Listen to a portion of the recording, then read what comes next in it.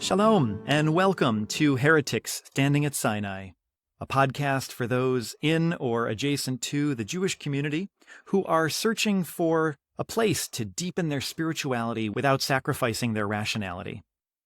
I'm Rabbi J. Tel Rav, and each week I have a conversation about new ways to exist in the world as an intentional presence and of new ways of making our lives mean something. Whether you've been exploring Jewish spirituality for years, or this is your first time considering it, we're glad you're here. This week I'm taking a step away from my past format, and instead of doing a chapter of the book with a guest, I'm going to spend a few minutes reflecting on non-duality and my commitment to it over these last several months. This past weekend, I took a group of men from Temple Sinai away for a men's retreat for a couple of nights. There were 18 of us. And on Saturday night, we had a program during which we discussed non-duality and the spirituality of perennial wisdom. Now, most of these guys had never really been exposed to non-duality, and so I found it necessary to start at the basics and use some texts. What I found was that some of the guys were really excited about the idea. Some, on the other hand, less so. One of them asked me the most important question of all. He said, "Why are you bringing all this non-duality material to us at Temple Sinai? Is it part of your vision for the future?"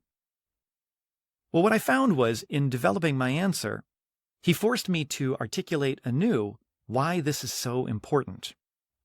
So to address that, my responses are these.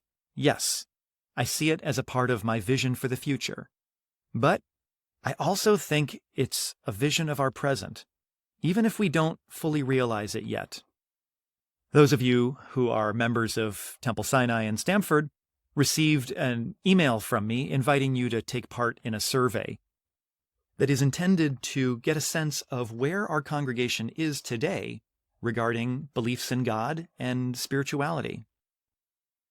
What I've found is that the variety of belief in our congregation is as varied as you would expect. I've gotten a couple hundred responses already, and a surprisingly small number were able to simply click on the box that said, "Yes, I believe in God," or "No, I do not believe in God." There are countless personalized examples, which is a way of saying it's complicated. But here's what I see happening. Too many individuals are sitting in services on Shabbat and at the holidays with a book in their lap, being asked to articulate or recite material that they don't believe in. And then there are others who don't even come because long ago they decided that there was nothing here for them. They made up their mind.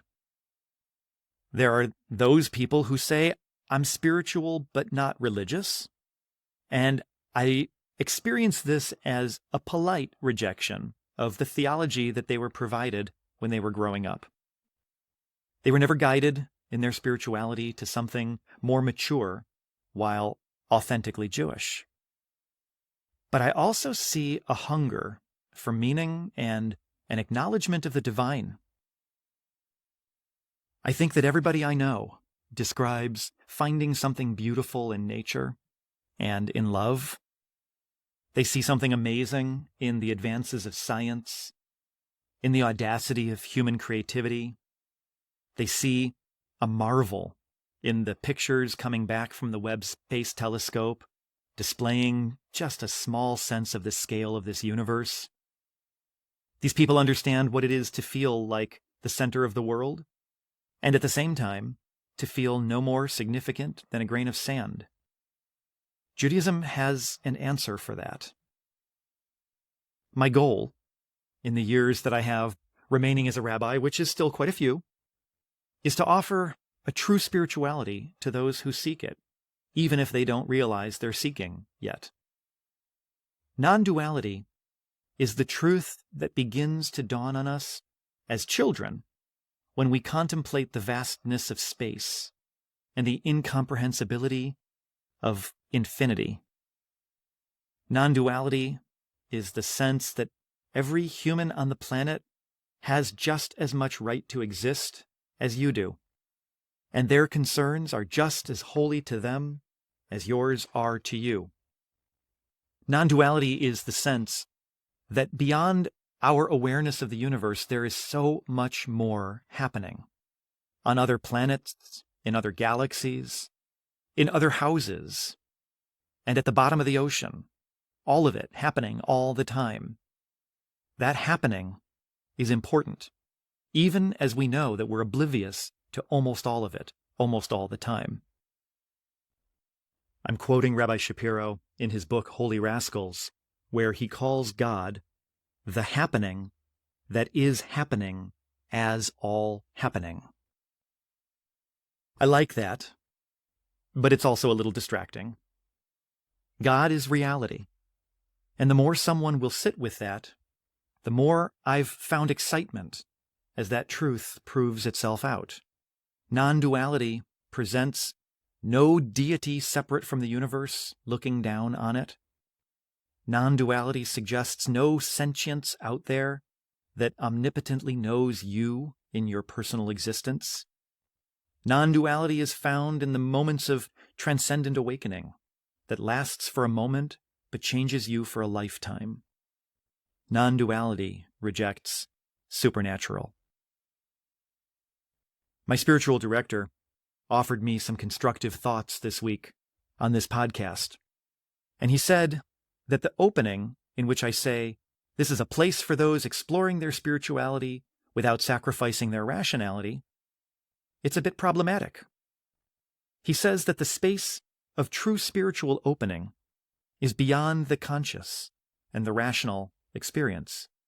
As soon as you reflect on it and name it with the rationality of language and personal presence in the narrative, it's gone. In fact, he says spirituality can only realize its full potential dafka when you sacrifice your rationality. But we'll keep talking about that as we move on with the podcast. I won't ask you to sacrifice your rationality just yet. So back to the question, why do I bring non-duality to my rabbinate in such a direct fashion? I'll tell you, but first I have to share one more thing with you. When looking for my purpose, somewhat earlier in my life, I realized that I wasn't going to be building big buildings with my name all over them.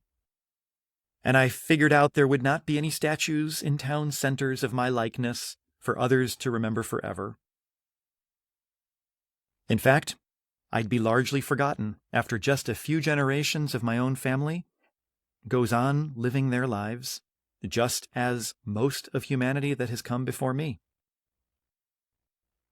And what's important is, I don't find that depressing in the least. In fact, it takes a lot of pressure off. So, if I'm not going to be remembered forever, then what can I do with my life that is most meaningful in this short blip of geological time that I'll be alive? My answer is, I can make other people's lives easier and better. That's become my personal mission statement. 2 words, easier and better. When non-duality permits us to see the truth of the universe, we acknowledge a few important things. First, we're not that important, really not important at all. So don't stress too much. That's going to make one's life much easier. Second, we are in control of very, very little. We work hard on goals that we feel are important, but in a larger reality, they don't really make much difference. We should continue to work hard, but without all the anxiety of success. That too will make one's life much easier. And third, when we acknowledge the truth of everyone else's humanity and its equal importance to our own, we will feel a little self-conscious, focusing so much on taking care of our personal needs. We'll have to admit that the other's needs are just as holy. And in working for the good of all sentient beings and for the planet itself, we'll be making everyone's existence better. When we see things in proper perspective, we'll find life easier and we'll make reality for everyone better. This is why I bring non-duality to you with the pulpit of my rabbinate, because I want your lives and my own to be easier and better. I'm so glad that you joined me again this week, and I hope that my thoughts made some sense. I'm finding that there are so many of you out there who speak like this, and if you know a few of them, make sure they know about the podcast. And if you've been enjoying listening to these conversations, and you'd be open to having a recorded discussion with me, I hope you'll reach out. As always, you can click below for a transcript of my thoughts. And if you want to be notified of new episodes as they come out, you can click on the subscribe button. Until next time, all you heretics out there, stand proud.